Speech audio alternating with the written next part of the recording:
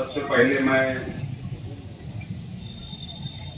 शहीद अब्दुल हमीद रोड के तमाम बुजुर्गों का, नौजवानों का शुक्रिया अदा करता हूं और शहर की आवाम का। 4 तारीख को शेख रशीद साहब का इंतकाल हुआ। वहां से लेकर आज तक शहर की आवाम, शहीद अब्दुल हमीद रोड के तमाम नौजवान बुजुर्गों मुसलसल रोजाना, हिंदू हो, मुसलमान हो, सिख हो, ईसाई हो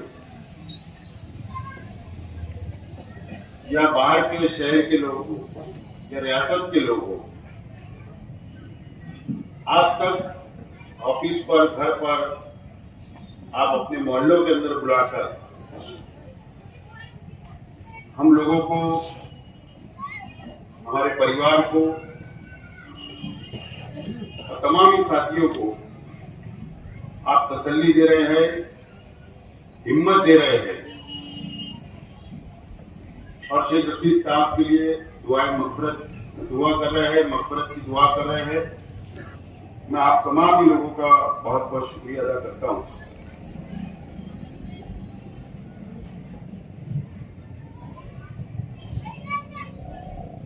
शेख रशीद साहब की जिंदगी 40 साल सियासी जिंदगी और सियासत से पहले की जिंदगी भी यहाँ पर मुकर्रिम ने अपनी अपनी बात रखी आप लोगों के सामने।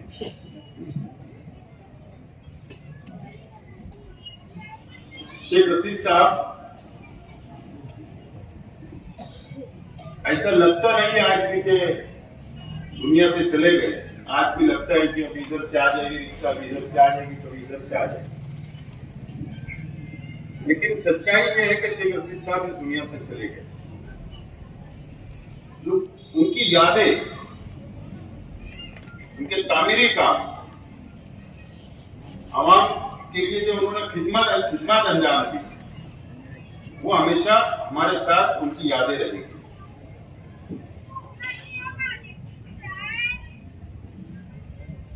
हमारे आलिम हाफिज हदीस की रोशनी में हम लोगों को तसल्ली दिया करते और अच्छी अच्छी बातें बताया करते। लेकिन यकीन जानो, ये शहर में अगर शेख रशीद साहब का सबसे बड़ा कोई काम है तो मैं ऐसा मानता हूं कि गिरना डैम की स्कीम है।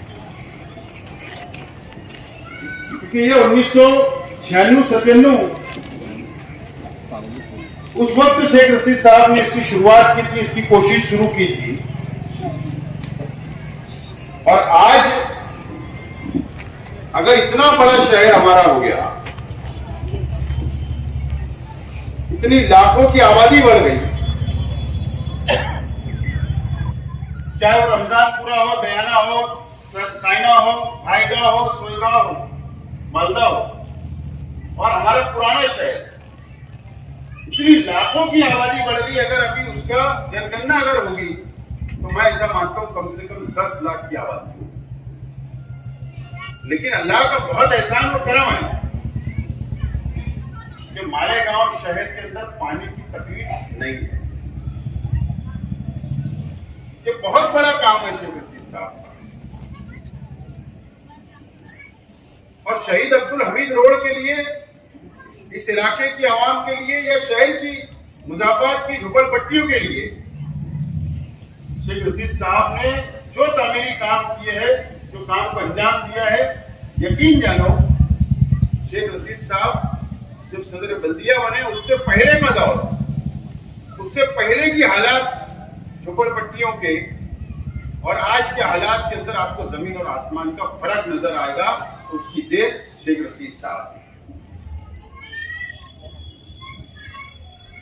शेख रशीद साहब ने अपनी पूरी सियासी जिंदगी सिर्फ एक बात की कि शहर के अंदर तामीर और तरक्की होना चाहिए, विकास होना चाहिए, डेवलपमेंट होना चाहिए और गरीबों का भी विकास होना चाहिए और गरीबों को साथ लेकर चलना चाहिए। यही उनका एक मिशन था।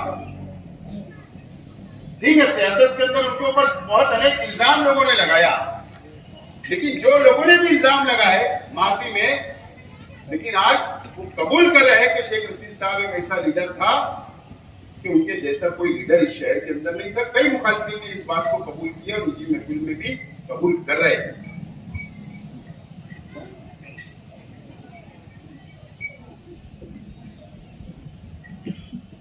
मुझको याद है कि इससे पहले भी मैंने कहा कि आईसीयू के अंदर, जब हॉस्पिटल के अंदर एडमिट थे शेख रशीद साहब, ऑपरेशन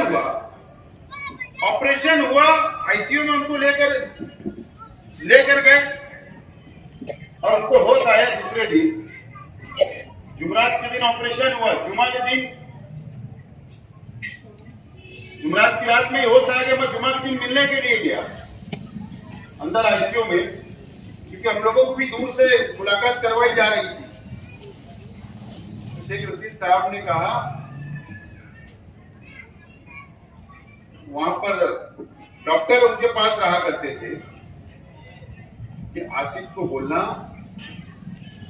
कि शनिचर और एतवार, कल और परसों शादियां बहुत है शहर के अंदर, जा तू शादी अटेंड कर रही थी, उसको भेज दो। इन्हें आईसीयू में रहने के बाद भी वो फिक्र करते थे कि किसी जाके खुशी में शामिल हो जाओ, किसी के गम में शामिल हो जाओ। ये शेख रशीद साहब मुझको वहां बोला करते थे। जब हॉस्पिटल से डिस्चार्ज लिए 11 दिन के बाद मेरे भाई का घर है वहां पर नासिक में, वहां पर आराम कर रहे थे, मैं और हमारे 2-3 साथी उनके पास रूम के अंदर बैठे थे। तो शेख रशीद साहब वहां से क्या बोल रहे पता है? बोले गवर्नमेंट से अब फंड मिलेगा तो अशरफी ईदगाह जो है वहां का ब्रिज बना देगा, वहां का ब्रिज बना देना, वहां के रास्ते में एक लेना।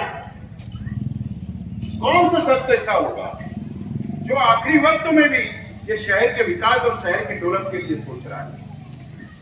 खुशी और गम में शामिल होने की हमको हुक्म दिया जा रहा है।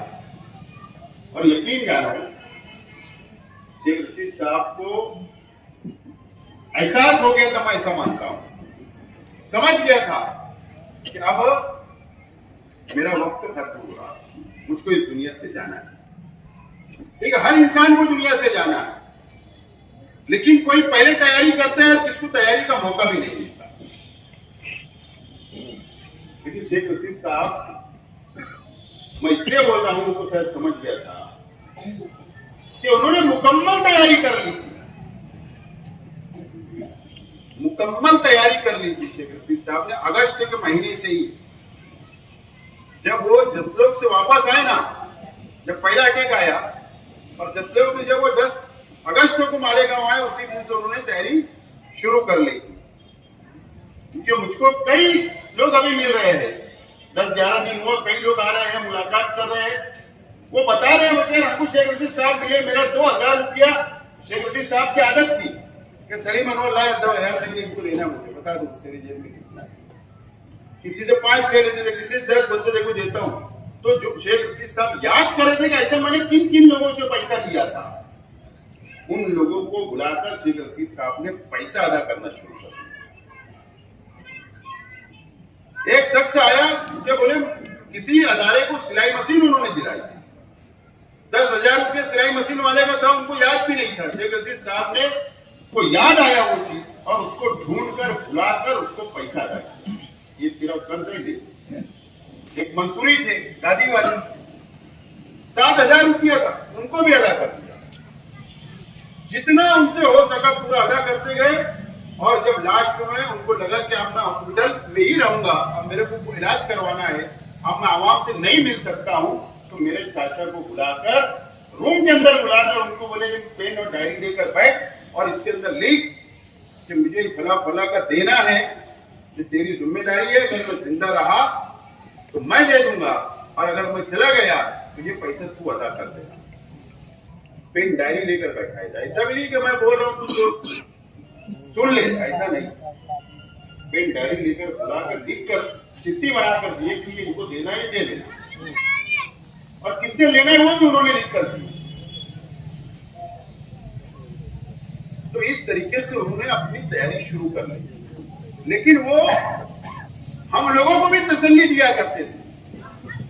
क्या तसल्ली दे रहे थे? आखिरी आखिरी तक मैं अच्छा हो जाऊंगा, अपने को केरला घूमने के लिए जाना है, 4 गाड़ी लेकर अपने जाएंगे, सब लोग नया कपड़ा उपड़ा सिला लो, नहीं बैग ले लो, कपड़ा बैग रेडी रखो, अपने को केरला जाना है। यानी हम लोगों को इत्मीनान हो जाए कि शेख रशीद साहब की तबीयत बहुत अच्छी है और उनमें कॉन्फिडेंस और हिम्मत आ गई है, अब वो बोल रहे कि मैं को केरला जाएंगे।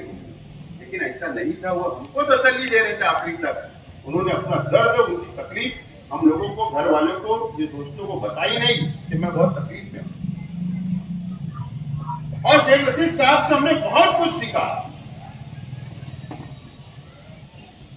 शेख रशीद साहब के अंदर जो डिसीजन पावर था, एक टाइम जो डिसीजन वो ले लेते थे उससे वो पीछे नहीं हटते थे, चाहे उसका परिणाम कुछ भी हो, उसका नुकसान हो या फायदा हो, वो डिसीजन लेते थे। और मुझको भी बोला करते थे, इतना सोचना नहीं सियासत में, चल पड़ना, जो तेरे समझ में फैसला लेना, आगे बढ़ना। ये शेख रशीद साहब के जुमले थे। मैं बहुत सोचता हूँ सियासत के अंदर, लेकिन उन्होंने कहा कि नहीं, फैसला लेकर चलो। उन्होंने बहुत सिखा के हम लोगों को।